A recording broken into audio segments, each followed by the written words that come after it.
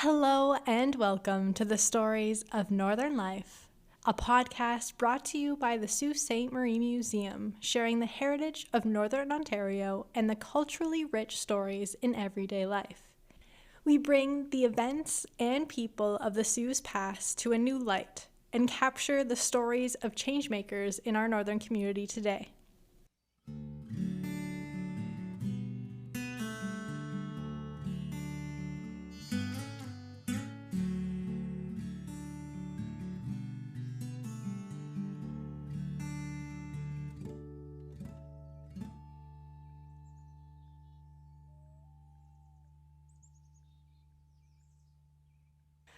While looking for what stories to share on the podcast this week, I stumbled upon an article published by the Sault Ste. On December 20th, 1928. It is on the topic of tennis and its long-standing history here in Sault Ste. Marie. Given the weather is permitting, summer sporting life is here. Although tennis is still around, we have far fewer courts and little to no access to lessons.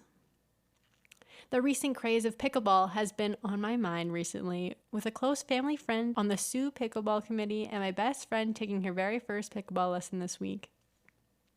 I think this sport will be one to stay here in the Sioux, and has kind of taken over the sport of tennis here. The work of the volunteers of the local pickleball organization and the passion behind each and every player is unwavering to any other recreational sport I've witnessed. The sport itself is inclusive to all ages and abilities and very beginner-friendly. The community's ability to bring technology to improve the booking of courts and drop-in sessions for individuals to play on a daily is incredible. The city has taken note of the increase in popularity, and last year many new courts were completed at the Elliott Sports Complex on Rossmore Road, alongside other established courts and indoor facilities to practice all year round. The sport has undoubtedly become a community favorite. Well over 200 members are not only a part of the local organization, but gain membership to the Ontario and Canada-wide organizations. I'm sure in the next 20 years, we'll hear another article on pickleball like the one I'm about to read to you on tennis. Let the Sioux Museum know if you're interested in hearing a conversation with the current Sioux pickleball community and their story in this community this far. But for now, let's talk about the predecessor racket sport that the Sioux loved, tennis. This article I will read word for word to you is titled "Tennis Has Leading Place in Sporting Life of Sioux History. Goes back to 1890. First courts at St. Luke's. Court built in front of the courthouse in 1902. Best Club and YMCA. Courts date back 20 years or more." So let's get into it. With only two serious rivals in the sports field, the game of tennis today enjoys a widespread popularity in the city of Sault Ste. Marie. Played by young and old, it has a following estimated to be well over 500. Neither is the popularity which the game deservingly enjoys a matter of temporary enthusiasm. All the rage one season and discarded the next. Tennis has a history in the Sioux dating back over a quarter of a century, a history of steadily growing, never diminishing success. Success in continually interesting new players, success in invariably holding fast all interested, success in never allowing slightest suggestion of bad feeling to creep into 18 years of organized competition. The earliest trace of tennis in the Sioux that we have been able to find dates back for about 36 years. Mr. Fred Marks, a Sioux resident of long standing, tells us that he has a clear remembrance of tennis courts being in active use back as far as about 1890. During the last 10 years of the 19th century, according to Mr. Marks, a number of people played on courts situated directly behind St. Luke's Pro Cathedral at the corner of Brock and Albert Streets. So far as he can remember, these courts passed out of use and existence about 1901 or 1902. He recollects Mrs. Harry Plummer, who has since removed from the city, as one of those who often made use of the St. Luke's courts. The next earliest remembrance of tennis being played in the Sault that the veteran enthusiasts entertain dates back to the year 1902. 26 years passed, when Dr. Fleming remembers playing on the grass courts in front of the old courthouse building situated on the same site as the present building.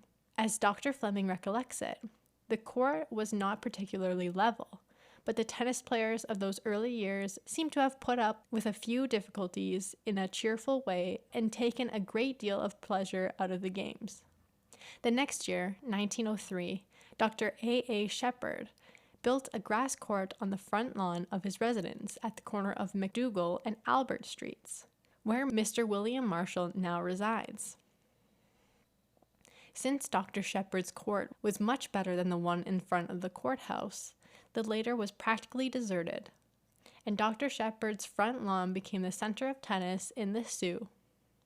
Quite a little band were by the time converted to the game and availed themselves of Dr. Shepherd's generosity in leaving his court at the disposal of his friends, while a fair-sized audience often gathered on the front steps of the Shepherd's home as well. The late David Kyle, Mr. McAdams, now manager of Sault Stationers, Dr. Fleming, and others were among those who played here. So far as we can be learned, the next court to be constructed was situated on the site of what is now the women's restroom, just east of the courthouse, but which was formerly the registry office. The court was built in 1908 or 1909, but only lasted 1 year. When the registry office was built, it was decided by those who had the say that the only place it could be put was right on top of the new tennis court. Perforce the tennis court disappeared. And the players who had had their quarters were left looking for a new tennis home. Origin of the YMCA Club. It was at this point in the history of tennis in the city that the present YMCA Tennis Club experienced its genesis. It was noticed that behind the Baptist church on the corner of Albert and March Streets, there was a large pile of stone that had been left after the cellar of the church. Then a comparatively new building had been excavated. 10 or dozen men organized themselves into a club, and through Sir William Hurst, at the time playing Mr. Hurst, obtained permission to construct a court on the waste land on Wellington Street west of the Baptist church. Permission was necessary since the land at the time belonged to the Ontario government. Each man subscribed $10 to start with. The original list of supporters included Mr. W.E. Best, W.B. Colbert, then a bank manager in the city, Bunch Goldwyn, at the time manager of the Algoma Hotel, H.P. Broughton, Dr. Shepherd, Dr. Fleming, and a few others. The pile of broken stone was used to level off enough ground to build 2 courts. Loads and loads of cinders were hauled, and the 2 cinder courts, which still exist under the name of the YMCA Tennis Court, were built. At the time, there were no YMCA buildings where the present stands on March Street, and the tennis club, which commenced play on the new courts in the year 1910 for a couple of seasons, had no particular name. In 1912, the YMCA was built, and it was decided to call the club the YMCA Tennis Club, although the tennis club ever came under the supervision of the YMCA. In the first year of the club's existence, subs were presented, to which have been in annual competition ever since. Dr. S.E. Fleming gave a cup for the handicap singles championships, and W.E. Best a trophy for the doubles title. Dr. Fleming, in the first year, his cup was played it himself, but although he has reached the semifinals or finals every year since, he is yet to repeat his victory. Mr. Best was even less fortunate, not being on the championship doubles team any season in the 19 years that the Best Cup has been offered for tournament competition. A complete list of winners of the two cups may prove of interest, since for many years the YMCA annual tournament attracted the strongest players of the city. Boat Club Tennis. Shortly after the Y courts were built, courts were also constructed on the Boat Club property between Queen Street and the river, just this side of Pine Street. The next date of the beginning of Boat Club Tennis, the Star had not been able to ascertain. About a year ago, Mr. P.H. Broughton compiled a logbook of Boat Club Tennis from the records of information he was able to collect. The log is only complete from 1924 on the records. On the records for before that time have, for the most part, been disappeared. The earliest entry in the log which Mr. Broughton was compiled shows that in 1911 the doubles championship of the cup was won by Mr. T.H. McAdam, still in the city as the manager of the Sault Stationers, with E.C. Greer as his partner. In conversation with Mr. McAdam himself, however, the Star was told that he also recollected winning the singles championship in 1910, the year before, so the history of Boat Club Tennis can be traced back at least that far. Another veteran of Sault tennis gives as his opinion that the Boat Club courts were first constructed about 1905, shortly after the original founding of the club. In the year 1912, according to Mr. Broughton's logbook, the men's doubles weren't won by T. McAdams and Mr. Punnett, the later an Englishman resident in the Sault at the time, who volunteered for overseas service and there met his death. The third entry in the logbook shows that the men's doubles in 1913 were captured by A. H. Hugel and the late David Kyle. From 1913, there is a big jump, probably accounted for by the fact that the war was on, and the year 1918, when the men's doubles championship was won by David Kyle and P.B. Wilson. In 1921 and 1922, the winner of the doubles event were W. Mayer and Dr. A.C. Kerr and Stan Fisher with Mr. Morey. In 1923, the names of the two Broughton father and son appear on the records for the first time in that year. They reached the finals in the doubles playing together, but lost in the final to Mr. McWilliams and C. Pearson. In the same year, the men's handicap singles appear on the record for the first time, the championship being C. Pearson, who it seems made quite a cleanup in the tennis world that season. Mixed doubles also make the first record appearance opposite the date of 1923. Mr. and Mrs. R. Olzendam being recorded as the ultimate winners of the tournament. From 1921 on, the records at the Boat Club are quite complete. These now prominent in Boat Club tennis occur frequently among the names of H.P. and Alan Broughton, Dr. A.C. Kerr, Harold Tolley, Vance McMeekin, and others appearing. The year 1926 was an interesting one in tennis at the Boat Club, with the particular coincidence of H.B. Broughton with son Alan winning the doubles tournament and then meeting each other in the final for the singles, Broughton Sr. taking the victory. 1926 also saw the beginning of the Patterson Cup Challenge competition, which had been an outstanding feature for the past 3 seasons. Knowles Cup. The trophy which now represents the tennis singles championship of Sault Ste. Marie is the Knowles Cup, representing the Open Singles Championship at the YMCA Club. Although the best players of the city as a rule entered the tournament, and actually they really represented a city championship. In the year 1927, after Dr. S.E. Fleming won the cup at the Y Court, the trustees of the cup, whom he himself was one, decided that they would turn it over to the Sault Lawn Tennis Association, and it awarded for that season to the winner of a city-wide tournament, Bob Tomlinson of the Paper Co. Club. Bob Tomlinson repeated his victory this year when he won the final match of the tournament from Dr. A.C. Kerr. Steelton Club, 1913.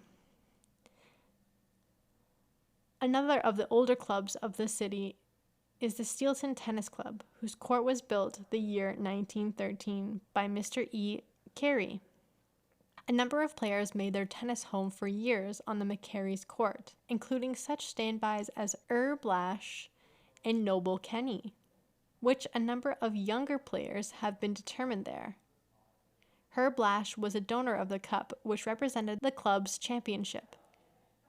Other clubs which have been quite active during the tennis history of the city are the Paper Co., now the Abitibi Club, with courts on the Paper Co. lands at the foot of Huron Street. The ACR Club, organized in 1926 and having their biggest year the season just passed, playing their own good courts just east of the main office buildings at foot of Bruce Street.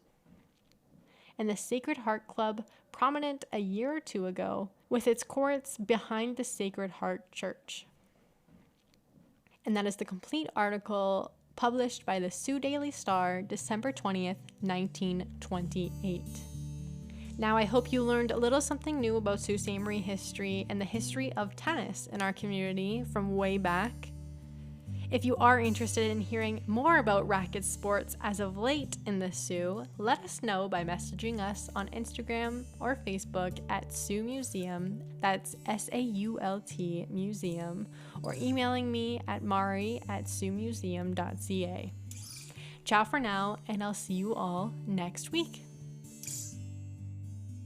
Hi, I'm J.L. Fazell, and I write and publish poetry inspired by nature and the art of being human. These are some of my words. This next poem I'm about to read you is from my fourth book, Human Nature, and it's called Harmonies. These melodies in our soul are not in standard tuning, and we may have taken a while to find our rhythm, but boy, was it worth these harmonies. I hope this poem took you somewhere inside yourself that you needed to go. You can listen to my story here on the Stories of Northern Life podcast. Links are in the show notes. If you enjoyed this episode, you might like our blog too. Head over to our website, Sioux Museum, that's SAULT museum.ca, and look under Discover. You will find our blog, Museum Musings. We share short synopsis of influential people, historic places, and impactful events in our history. Pictures are always included, and you will be sure to learn a little something new with each post.